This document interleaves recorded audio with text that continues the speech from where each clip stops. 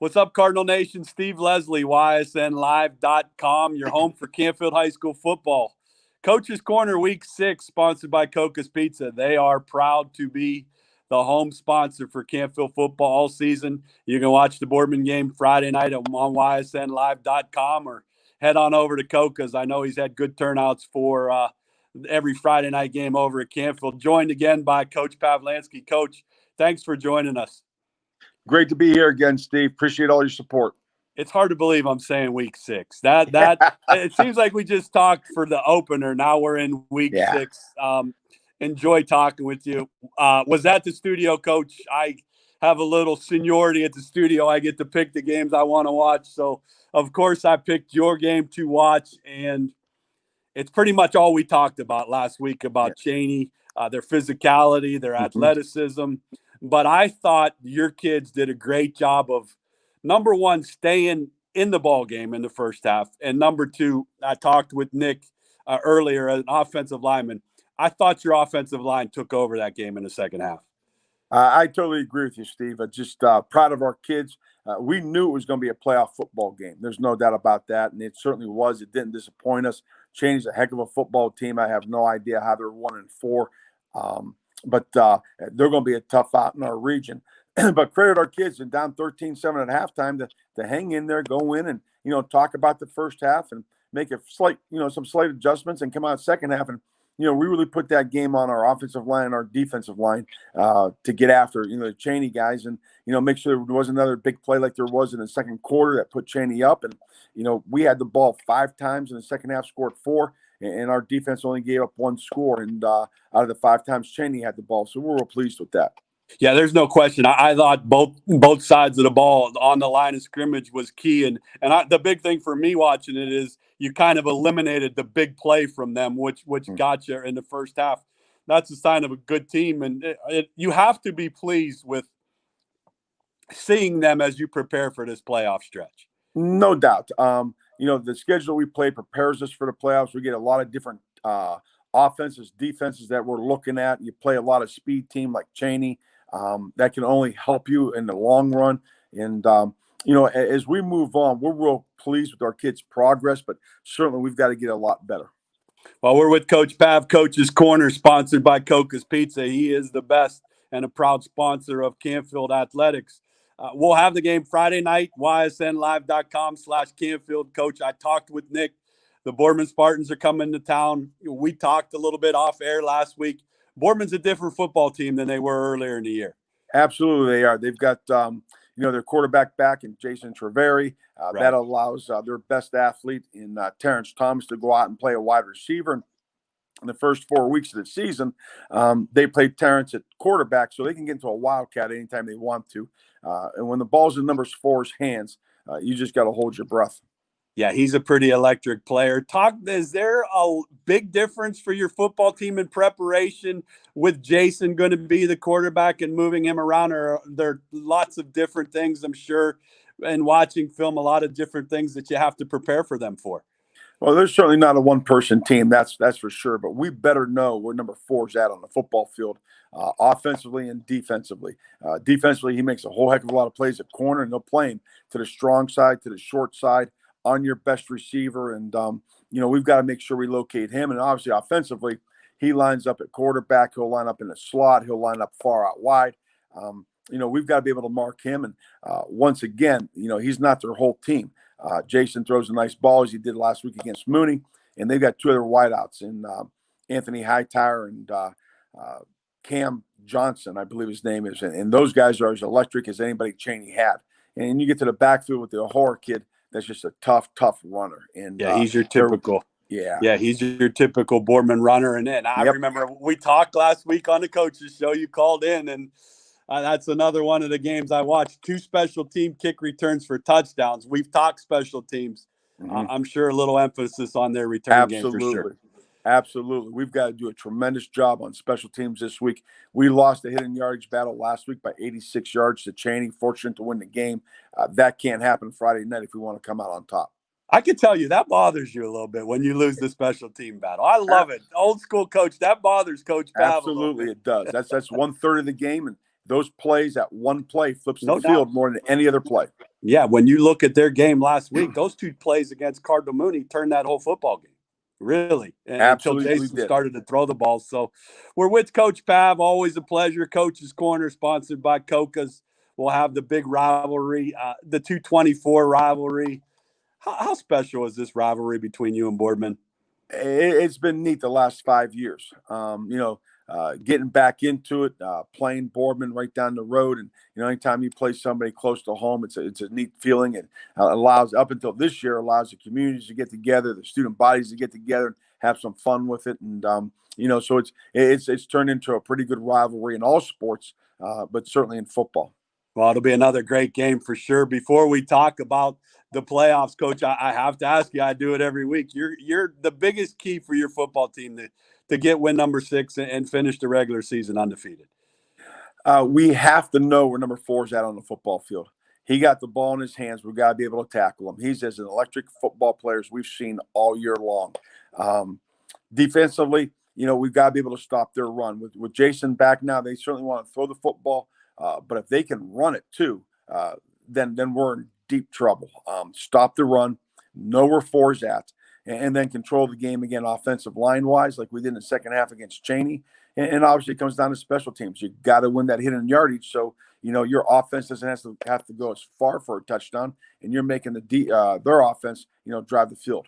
Yeah, and we've talked every week, and I know one of your concerns and one of the things that you work on defensively, you wanted to see the team tackle better as a group. Has there been progress there? It sure has seemed like that to me. Yeah, absolutely there has been. When you only give up one big play, home run play to a team like Chaney, you're doing a heck of a job. Yeah, I go back and remember watching that game. There were some very good individual tackles in that football game that we talked about when you're going into one-on-one situations against athleticism like that. I thought the tackling, in my opinion, was as good as I've seen it in that second half. Yeah, it was. I appreciate that, and that's certainly got to happen again Friday night. We're going to be putting some one-on-one situations, and our guys have got to be able to make a tackle. If not, it turns into a home run. Well, before we wish you good luck and all that, let's I have to do it. Let's dive into the playoffs. You've done this a long time. This has to be different territory for Coach Pav. You had to vote, I want to say, for the whole region. Put your votes in. Fans will know tomorrow. Coach, I'm going to say it. I'm not positive, but this football team's going to get a bye. I think we're all pretty safe to say that. Take the fans through that process of doing all that and voting and those types of things. Well, it's certainly new. It's the first time the Football Association has ever done this, so it's certainly new to us. Sunday, we had to enter our records from 2019 and this year so far. You had to put down what your records are against each division. Us, we're 5-0 against Division III teams, so that's what we put down. You had to put down the number of returning offense and defensive starters for this year. You entered that, and then on Tuesday, up until about 3 o'clock this afternoon, I believe, Wednesday, each head coach had to rank and seed every team in the region. So we had 27 teams. We were not allowed to vote for ourselves. So we seeded 26 teams. And I'm going to tell you what, that's a challenging process. It has to be. It really is. Certainly people can look and identify the top of the region. And people can certainly identify, unfortunately, the bottom of the region. But when you get to teams, you're looking at 8 through 20. My goodness. There's teams like Chaney with 1-4 record. You look at Joe Itel, I think they're 20th in Joe Itel's ratings. They're one of the top teams in our region. They're dangerous. People aren't going to want to see them. They're going to be a tough out. So, we were able to do our best that we could to seed. And then Thursday around 2 o'clock, 3 o'clock, which brackets are going to come out. And, credit our kids. They've done everything we've asked them to do. They've played the teams we've asked them to play. Held up their end of the bargain. I do think they deserve a week off, but we'll find out tomorrow if that's true. Yeah. How are you, Coach, with that week off? Are you a coach that prefers to play, or are you a coach that likes? Well, if we win the following week, I like it. If we don't, I'm not going to like it. That's a great answer. But that's the only way as a coach you can answer that. Yeah, because no one's ever done it before in high school. Right. And, the neat thing for us, if we do get that bye, is that next year the playoffs do expand to 12 teams. Right. If you finish in the top 12. And I like that. Do you like that? Yeah, it's good. It's gonna get more teams in. What I didn't like about it, to be honest with you, in the beginning, if you finish in the top 4, you get a bye. Right. So if we're fortunate to get a bye this year, now we got something to go on next year if we happen to finish in the top 4. So you have something to compare it to. Right. And it has to be hard, Coach. We're with Coach Pav on Coach's Corner, sponsored by Cocos. It has to be hard. Not that it wouldn't be hard any other year, but you don't get to see all the teams in your region like you may normally on a normal year. Is that safe to say? Absolutely. You don't see everybody. There's no doubt about that. Have yet to see a Chardon on tape, a Streetsboro on tape, an Aurora on tape, a Geneva on tape who's undefeated. Do you talk with a lot of coaches about this, or did you get with your staff about it? Or we certainly talked to our staff. I leaned heavily on our basketball coaches, our wrestling coaches at the high school, because they seed every year. And I just wanted to go through their thought process about how do you seed teams? Yeah. And, what do you look at? Head to head, better overall record, things such as that. Certainly reached out to some of the coaches in our region, in our area that I respect, and asked them, what their thought process was, because I know when I handed my ballot in on Tuesday evening, as soon as I hit submit, they sent back what you did, and how you seated. And I started questioning myself, why was this team 14th and not 13th? I mean, it's a crapshoot when you get between 9 and 20. It really is. And it's funny that you say that. I know Ronnie has had on his show that he thought the coaches should have to go by Joe's computer points. My opinion, Coach, I disagree with that. I do. I think there's some teams in there that get a little too much credit, and there's teams that don't get enough. That's why, in my opinion, the coaches do it the best under these circumstances. Yeah. But I know you. I know the Canfield fans and the administration. You have to be pumped up. And I talked with Nick, and he was that this senior group's going to get a playoff game at home. Absolutely. It's a special senior group. We've talked about that every week.